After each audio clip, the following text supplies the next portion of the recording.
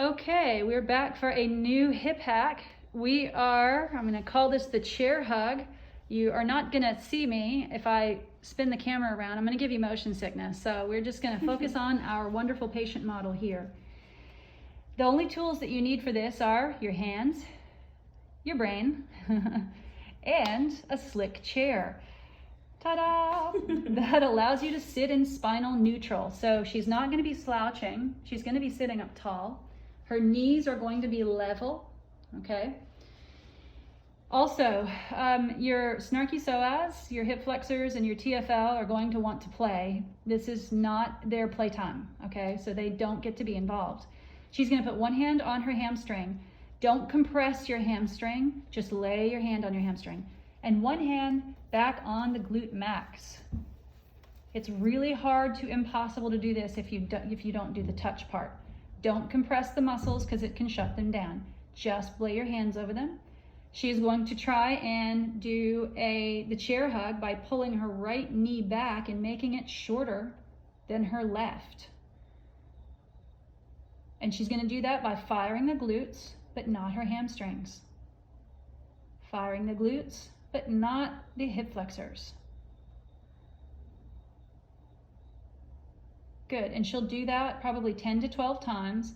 These are going to be little quick flick actions, which means contract, hold, relax. Contract, hold, and relax in order to get the glutes to kick in.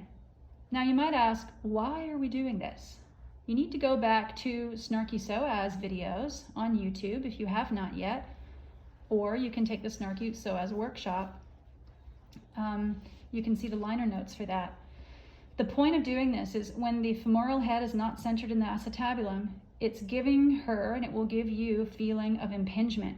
Groin pinching, groin aching, pain down to the inside of the knee, back pain, pelvic pain, SI joint pain, and a general abdominal tightness.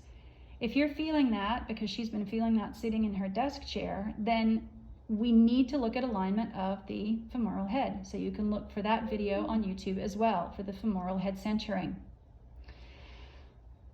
So in order to get that back to where it should be and decrease the pinching, we have to address several things. Sometimes SI joint, but definitely getting the glute to fire before the hamstring. All right, how's that feeling? It's good, yeah. Good. I'm finally noticing a difference between the firing pattern as opposed to the hamstring trying to come online right when the glute does. Right. And so that's often what happens is we get lots of happy hamstrings, lots of Snarky Psoas, and the glutes absolutely doing nothing. And so we need to get them back in the right order of glutes first, then hamstrings. So if this is helpful, go ahead and check out the other hip hacks. There's the swimmer and the kicker, and all the other hip hacks in that playlist series. And if you like this video, don't forget to subscribe to my channel at Dr. Ginger Garner. All right, until next time.